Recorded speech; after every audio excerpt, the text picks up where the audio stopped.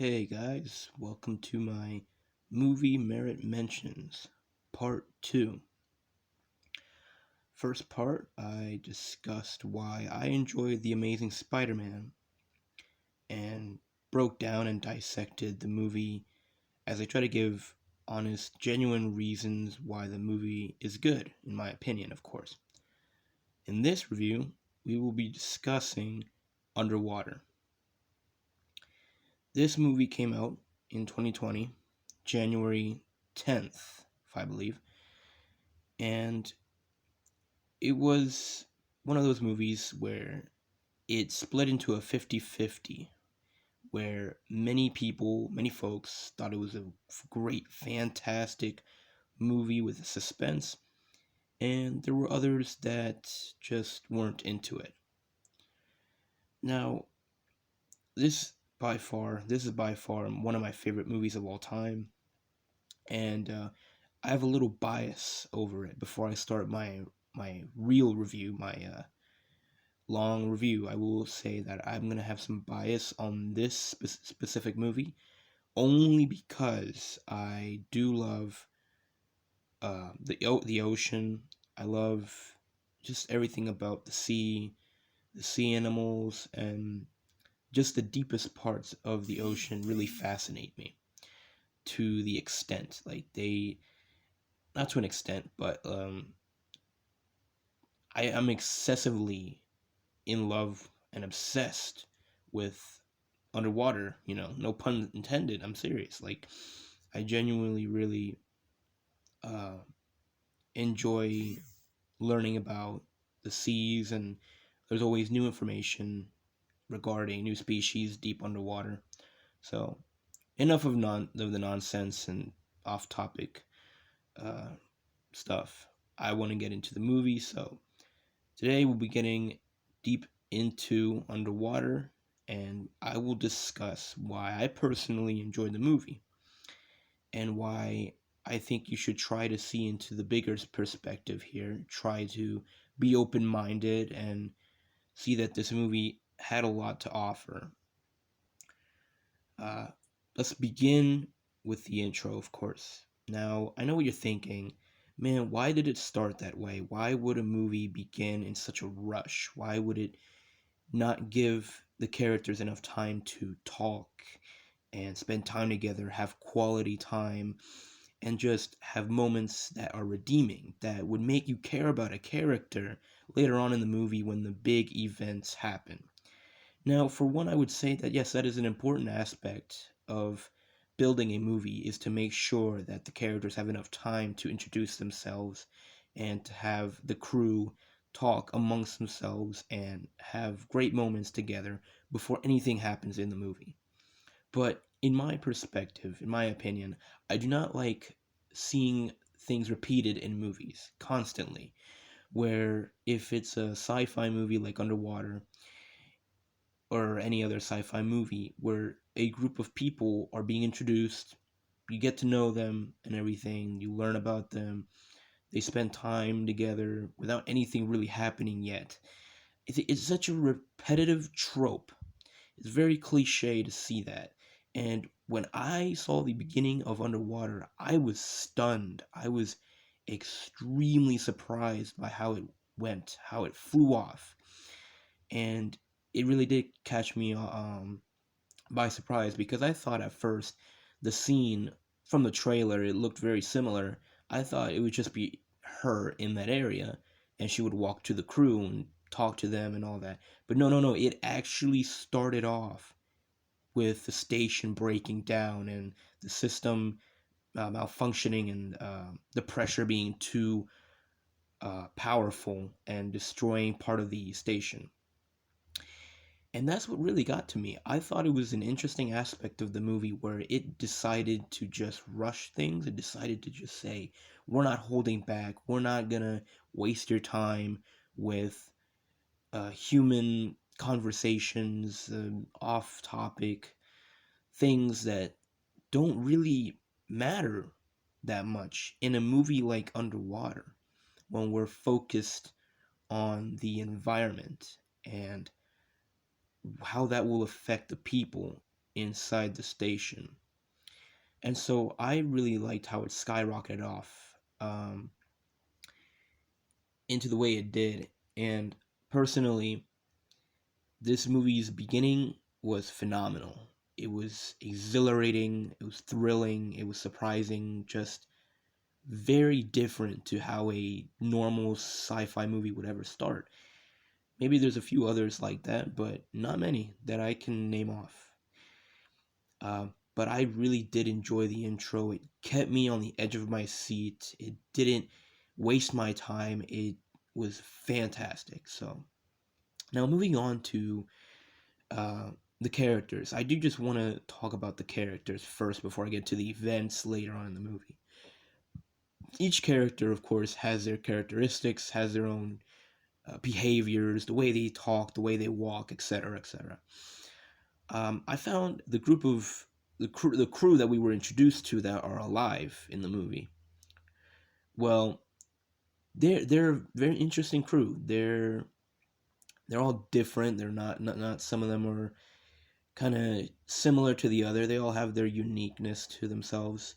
One is, of course, the comedic relief. One is the very shocked, very surprised, scared kind of person who has a brave heart. And then we have another person who's sort of in charge of things, not the captain, but is very good with the technology and how to work with it in the system. And then we have, of course, the captain. Can't forget about the captain. There was a lot about him that I respected in the movie. So, and then I forgot his name. Rodrigo, or yeah, Rodrigo. I think it was. I believe it was Rodrigo. But I felt bad for him. Not gonna spoil anything, but he was he's a cool character that is very generous, and I also respected what he did in the movie. Which, if you never watched it, obviously go watch it. It's a great movie. But what I thought of what he did was incredible because he did it on purpose. I felt he did it on purpose. Not many people see that part. They overlook that scene from the movie. But I think he did it on purpose. They didn't explain it. They didn't say nothing about that scene. It just happened, and you think, okay, well, he just did that because. But no, there was something behind it. He knew something was up. So yeah, and with each character, especially the comedic relief, T.J. Miller, a lot of people don't like him, and there's a lot of people that do. I think he's the type of guy that you can seriously relax with, have some fun, tell some jokes and play video games with him. He's kind of that type of guy that's really chill when when he wants to be. Sometimes he can be upset, the character, not the I don't know about the actor that well, but I know that the character, for the most part, he's tries to have some comedy and tries to throw some jokes or some relief to the crew, make sure that everyone is stable, to make sure that they're not going paranoid or that they're losing control of their own will, their own, you know. And I thought, well, a lot of people kind of hate the comedic relief actors or actresses because most of the time, depending on what kind of movie it is, the comedic reliefs are not funny. But I genuinely thought DJ Miller as Paul, that was his name, as Paul he was all right. I think that there wasn't as much comedy, but I didn't care much about that because that wasn't my main focus coming into a sci-fi thriller suspense movie, horror suspense to be exact. But yeah, I wasn't expecting a lot of comedy in this movie. That's what I wanted. I didn't want all that comedy. I wanted some surreal, suspenseful moments in the movie, which I could actually be thrilled and have fun with. So each character has their niche or not niche, there's a word for it, but each character, yeah, has their own little thing happening, where I wish I could explain it better, but I really do respect each and every character because none of them are annoying. None of them are obnoxious. Uh, None of them have this annoying cliche of holding people back or being problematic, causing trouble, and just wasting people's time. Like everyone seems to be doing their part. Everyone's trying to get along in a situation that's very frustrating and pressurizing. And I respect that they try to be as stable as possible in a situation like that. And no character is a waste of time. No character is pulling any, how do I say it? No character is just obnoxious. And that's what I respect because as long as each character does their own part and just, yeah, that's it really. Like as long as each character is doing their part and they're not being obnoxious, then to me that's fine. But yeah, now to move on with the station, the setup, the setting. I think it can happen in the future. Yes, it's a big station. I was surprised by how humongous it was, but definitely one of those things where you look at it and it's like, whoa, it looks kind of futuristic in a way because it's a huge advancement to have a ginormous base in the deepest depths of the water. How long do you think that would take to make?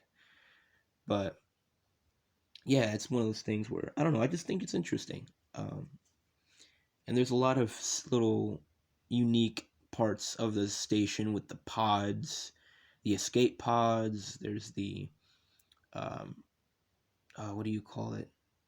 Uh, I forgot what the name was, but there was like a part of the station where you go into just different sections of the station. Really, that's all it is. Um, but as a whole, it's very cool to look at, and there's a lot of aspects of which is interesting. But uh, yeah, the setting so far is very ominous when they go out into the deep sea. You don't know what to expect. You don't know what will happen, what's to come. You just feeling like we're walking with them in the deep sea, and it's dark. It's very, very, very eclipsey. That I made that word up. Yes, kind of pitch black almost. They have to use lights to see, so you can imagine it's pretty terrifying. But for me, what really obviously hits the spot is knowing that you're not alone in a situation like that when you're walking down the deepest depths of the water. And there are many sea creatures lurking around in the oceans in real life, but to see something like that would be absolutely horrifying. It would be it would just cause dread, and I feel like each moment that those creatures showed up, because they showed up in the trailer, those creatures that showed up in the movie, each moment with those creatures has been the most suspenseful and thrilling, and have they have not they have how do I say it? They're just very unique and very creative. The creatures are very creative, the way they're designed and everything. But of course, like what's really fascinating about them is that they're not your cliche villains. They're not your typical monsters with tails, with these I don't know. There's just this sort of cliche when it comes to monsters and creatures, but I thought it was creative the way they designed it. And yeah, with each moment that happened, each scene that happened with those creatures, and the human and creature interaction was absolutely terrifying. It was groundbreakingly terrifying. And I really liked the scene where Christian Stewart, or the actress, oh my goodness, of course I'm forgetting names. Um, the character for Christian Stewart, she's obviously surrounded by them, and one of them just starts beating her up, just bashing at her, smashing her to the ground. It's insane. Like, it's something that I'm not gonna forget. But what really got to me was when it started swallowing her. Just her, all like, just her mouth was opening like some sort of boa constrictor, where the snake opens its mouth, but not only that, it actually widens and grows as it's swallowing, depending on the size of the victim, of the prey. It was like that, and it felt really surreal and powerful. Like the way that when she was sliding inside the creature's mouth, you could see the insides, and it was so claustrophobic. It felt, there was such tension in that scene. And then finally, yes, the best part in that scene, where she took the flash gun and just blew her way out of the creature, just fireworked through out of that out of the creature like it was nothing. And it was fascinating too, because the creature is, it's like twice the size of the humans, and you'd think they'd be pretty tough, but once you fire one of those flare guns, it's game over for them. And I just enjoyed the part where she was able to slide off of that creature. And uh, yeah, there was a lot of scenes involving them, of course, that were very fascinating to me. But I want to get down to the the plot, or the, how would you say it, what was the point of underwater, I guess, is what I'm trying to get at. What was the point of it? What did it have to offer? Is it worth it? Like, what can excite me in this movie? I'll tell you what can excite you. The fact that we don't know if something like this exists in real life. The fact that we've only searched 5 to 10% of the Earth's ocean, and that we don't know what is deep underwater. We've only known a little bit if we do some research. And I think just imagining for a second how creatures similar to this, maybe, can exist and inhabit the deep depths of the water. That's what's also interesting, man. Another thing is, what's fascinating about this movie is that it doesn't hold any punches. Like, for a PG-13 movie, it was brutal. I did not expect to see what I saw in a PG-13 sci-fi horror movie. It was it was unexpected. I was very shocked, but that's another thing you can look forward to, is if you want to see a PG-13 slash R-rated movie, then this would be the movie for you. Another aspect that was interesting, that is worthy to have your view, I would say, is the ending. I mean, I don't know if anybody expected the ending, to be seriously honest. I don't know if anyone at all expected what happened in the ending, which I'm not going to spoil. That is one thing I will not spoil. Very, very gorgeous ending. I was in awe from what I saw. And I really think that there's a lot more plot. There's a lore to it now. There's more to it now. You can finally say, okay, there could be a sequel. There could be, maybe just something else that we could get off of underwater. It feels like there has to be more to this movie. It can't just be one movie and that's it. And you keep wondering and questioning, pondering in your thoughts, what else are they going to do after what happened in the movie, especially the ending? What else are they going to do? Because if that happened in the ending, and they were drilling and but for whatever reason they were drilling underwater and doing all this, and something escaped, then yes, there's gonna be more of them, more of those creatures.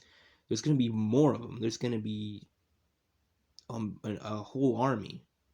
And for me to think about that for a second and say, well, I think it'd be interesting to see a sequel or something similar to that extent, and just see what they do with it, how they adventure, how they explore their ideas after underwater, after the first movie.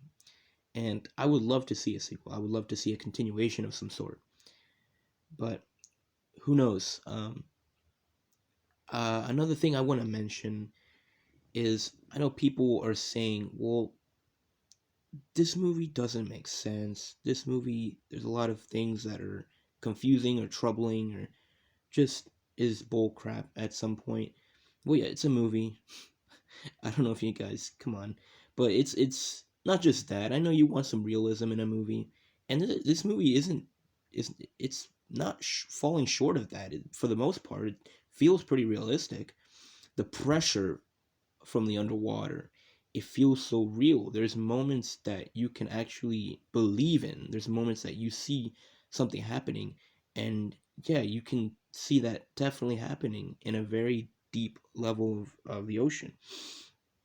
Another thing is, well, people say now that it's a copy of Alien, right? That this is creature movie, it's just Alien underwater. No, it's not. Let me tell you why.